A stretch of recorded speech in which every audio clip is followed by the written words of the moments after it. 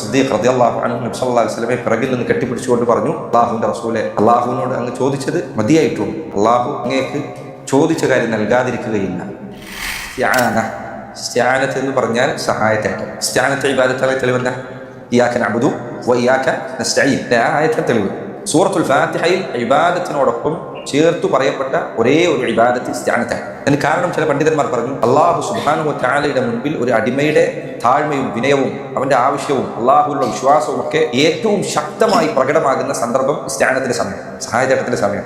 സഹായത്തേട്ടം നിങ്ങൾ ശരിക്കും മനസ്സിലാവണമെങ്കിൽ ജീവിതത്തിൽ നിങ്ങൾക്ക് പ്രതിസന്ധികൾ നേരിട്ട സമയത്ത് നിങ്ങൾ ദുആ എന്തായിരുന്നു ആലോചിച്ചാൽ ആ സമയത്ത് അല്ലാഹുവിനോട് നടത്തിയ തേട്ടങ്ങളായിരിക്കും ജീവിതത്തിൽ ഏറ്റവും ശക്തമായ തേട്ടം. ഇബാദത്തിന്റെ എല്ലാ അവസ്ഥയും പ്രകടമാകുന്ന സമയമാണ്. ഞാൻ നേരത്തെ പറഞ്ഞല്ലോ, ഇബാദത്ത് എന്ന് പറഞ്ഞാൽ അള്ളാഹുവിന്റെ മുൻപിലുള്ള താഴ്മയും വിനയവും അള്ളാഹുവിനോടുള്ള വിശ്വാസവും ഒക്കെ പ്രകടമാകുന്ന സമയം. അത് ഏറ്റവും ശക്തമായി പ്രകടമാകുന്ന സമയം ഇസ്തിആനത്തിന്റെ സമയം, സഹായത്തേട്ടത്തിന്റെ സമയം. ഉദാഹരണത്തിന് ഭാര്യ ഗർഭിണിയാണ്, അവളെ പ്രസവത്തിന് വേണ്ടി ഹോസ്പിറ്റലിൽ കയറ്റി, എന്നിട്ട് ഡോക്ടർ ചില കോംപ്ലിക്കേഷൻസ് ഉണ്ട് എന്ന് പറഞ്ഞു കഴിഞ്ഞാൽ പിന്നീട് നീ നടത്തുന്ന ദുആ, പിന്നീട് നീ നടത്തുന്ന പ്രാർത്ഥന, അതാണ് ഇസ്തിആനത്തിന് ഈ സഹായത്തേട്ടം.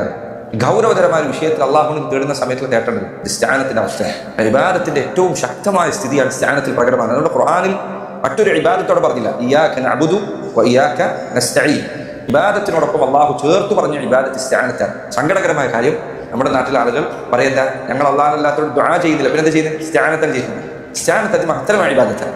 അല്ലാഹുവിനല്ലാത്തോട് ദുആ ചെയ്യുന്നില്ല, ഞങ്ങൾ ഇസ്തിആനത്താണ് ചെയ്യുന്നത് എന്ന് പറയുന്നവർ ഇയ്യാക നഅ്ബുദു വ ഇയ്യാക നസ്തഈൻ എന്നത് മനസ്സിലാക്കുന്നില്ല. ഒരു മനുഷ്യനെ സംബന്ധിച്ചിടത്തോളം അള്ളാഹുവിന് മാത്രം കഴിയുന്ന കാര്യങ്ങൾ അവൻ അള്ളാഹു അല്ലാത്തവരോട് തേടിയാൽ അത് ശിർക്കായി മാറുന്നതാണ്, ഇസ്ലാമിൽ പുറത്തു പോകുന്ന കാര്യമായി മാറും. മൂന്നാമത്തേത് ഇസ്തിഗാസ. ഇസ്തിഗാസ ഇസ്തിആനത്ത് എന്നതിനോട് ചേർന്ന് നിൽക്കുന്ന വാക്കാണ്. രണ്ടിനും സഹായത്തേട്ടം എന്ന് തന്നെയാണ് അർത്ഥം കൊടുത്തത്. പിന്നെ അതിന്റെ അടുത്തുള്ള വ്യത്യാസം, ഇസ്തിആനത്ത് എന്ന് പറഞ്ഞാൽ പൊതുവെ എല്ലാ സഹായത്തേട്ടങ്ങൾക്കും പറയും. ഇസ്തിഗാസ എന്ന് പറഞ്ഞാൽ വളരെ പെട്ടെന്ന് ലഭിക്കേണ്ട വിധത്തിലുള്ള സഹായം ചോദിക്കുന്നതിനാണ് ഇസ്തിഗാസ എന്ന് പറയുന്നത്. കഠിനമായ പ്രയാസത്തിൽ നിന്ന് രക്ഷപ്പെടാൻ വേണ്ടി നടത്തുന്ന തേട്ടം, അതാണ് ഇസ്തിഗാസ. അതിന് തെളിവാണ് ബദർ യുദ്ധത്തിൽ നബി സ്വല്ലല്ലാഹു അലൈഹി വസല്ലം നടത്തിയ തേട്ടത്തിന് അള്ളാഹു എന്ന് പറഞ്ഞത് ഇസ്തിഗാസ എന്നാണ്. അതായത് ഈദ് തസ്തഗീസൂന റബ്ബക്കും ഇസ്തജാബ ലക്കും. ബദർ യുദ്ധത്തിലല്ലേ നബി സ്വല്ലല്ലാഹു അലൈഹി വസല്ലം ഇപ്പോൾ സഹായം കിട്ടണം, അങ്ങനെയാണ് അവിടുന്ന് പറഞ്ഞത്.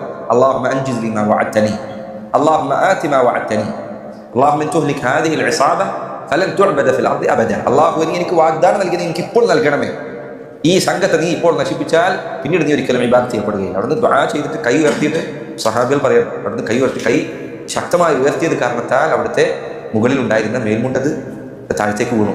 സല്ലല്ലാഹു അലൈഹി വസല്ലം അവിടുത്തെ അത്രയും കൈ ഉയർത്തിനാണ്. കൈ ഉയർത്തി ഉയർത്തി അവിടുത്തെ കൈ ഇങ്ങനെ ഏറ്റവും മുകളിലേക്ക് ഉയർന്നു. ഉസ്മാൻ അബൂബക്കർ സിദ്ദീഖ് റളിയല്ലാഹു അൻഹു നബി സല്ലല്ലാഹു അലൈഹി വസല്ലമയെ പിറകിൽ നിന്ന് കെട്ടിപ്പിടിച്ചുകൊണ്ട് പറഞ്ഞു, അല്ലാഹുവിന്റെ റസൂലെ, കഫാക മുനാശദതുക ലിറബ്ബിക്. അല്ലാഹുവിനോട് അങ്ങ് ചോദിച്ചത് മതിയായിട്ടുണ്ട്. അല്ലാഹു അങ്ങേക്ക് ചോദിച്ച കാര്യം നൽകാതിരിക്കുകയില്ല.